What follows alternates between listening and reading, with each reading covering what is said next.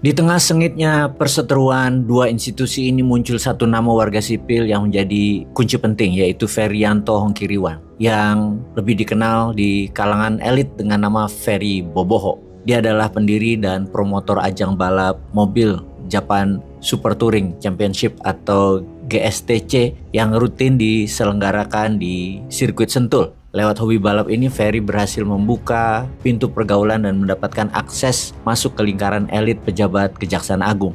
Dia diduga menjalankan peran ganda yang sangat sensitif, yaitu sebagai maklar kasus alias Markus yang mengatur perkara sekaligus sebagai penagih hutang atau debt collector untuk kasus-kasus yang sedang berjalan di Gedung Bundar Kejaksaan Agung.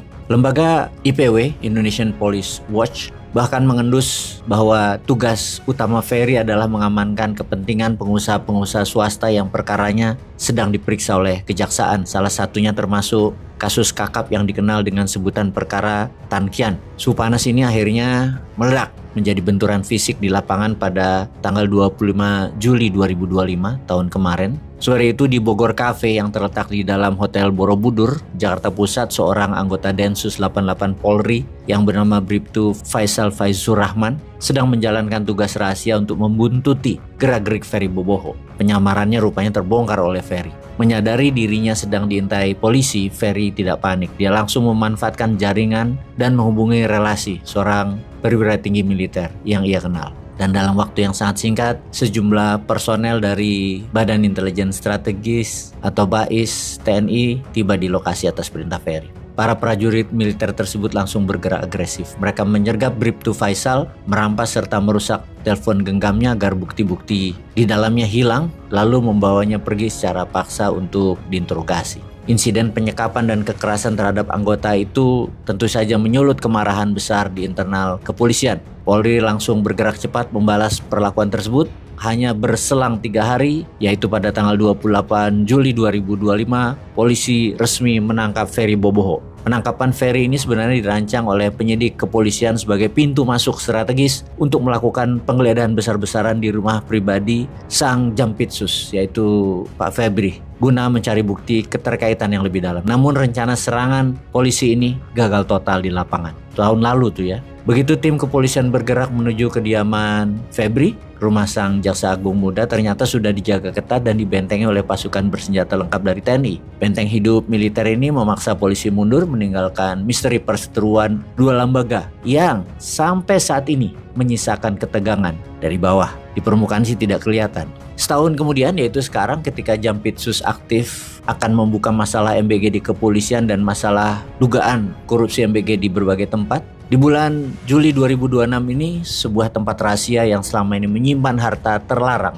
terbuka tabirnya. Pertempuran sengit di bawah permukaan antara dua lembaga penegak hukum mencapai puncaknya, naik ke permukaan. Ketika pasukan gabungan dari Korps Pemberantasan Tindak Pidana Korupsi bersama Direktorat Reserse Kriminal Khusus Polda Metro Jaya bergerak serentak. Tidak tanggung-tanggung mereka menyerbu 12 lokasi berbeda di wilayah Jakarta, Depok, Bogor, Tangerang, dan Bekasi dalam sebuah operasi senyap berskala raksasa. Target utama dari serbuan ini adalah memburu dan menyita aset-aset tersembunyi yang diduga berasal dari praktek pencucian uang serta kong kali kong mafia perkara atau Markus di lingkungan kejaksaan. Dari belasan tempat yang digeledah, ada 2 lokasi yang menjadi pusat perhatian tim penyidik, yaitu sebuah kafe bergaya Perancis di bilangan Cipete dan satu rumah mewah yang berdiri megah di kawasan elit Sentul Bogor. Lokasi pertama yang disasar adalah Cafe The Clan Signatures di Cipete. Tempat nongkrong yang diduga dikelola oleh Ferry Boboho ini ternyata bukan sekedar bisnis kuliner biasa. Saat polisi merangsek masuk, mereka langsung menyegel dan membekukan seluruh aktivitas di lantai 2 bangunan tersebut. Di ruang inilah polisi menemukan tumpukan uang tunai yang nilainya mencapai hampir 60 miliar rupiah. Juga di lokasi kedua, di sebuah rumah mewah kawasan Sentul, terdapat pintu besi tebal, ada berangkas, dan tumpukan emas murni seberat 74 kilo. Juga ada tumpukan mata uang asing. Penemuan ini adalah bukti material yang tidak terbantahkan mengenai adanya aliran dana ilegal berukuran raksasa. Pertanyaan terakhir, apakah ini semua memang terbukti hartanya Febri? Apakah hanya asumsi penggiringan opini? Apakah ini kemenangan kubu Solo yang akhirnya berhasil mematahkan lawan yang terberat? Kayaknya ke depan mendingan Pak Ahok atau Pak Rocky Gerung aja deh jadi Jampitsus menggantikan Pak Febri. Kebetulan kan sekarang masih PLT ya penggantian beliau. Saya rasa pasti damai itu ke depannya coklat tua dan coklat muda kalau Pak Ahok atau Pak Rocky Gerung di posisi Jampitsus. Bagaimana komentar kalian? Ditunggu. Peace.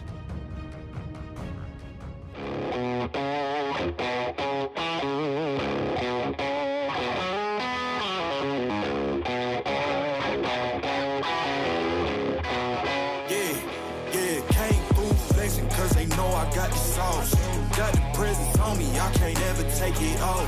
That's why I came, country boy stepping, yeah.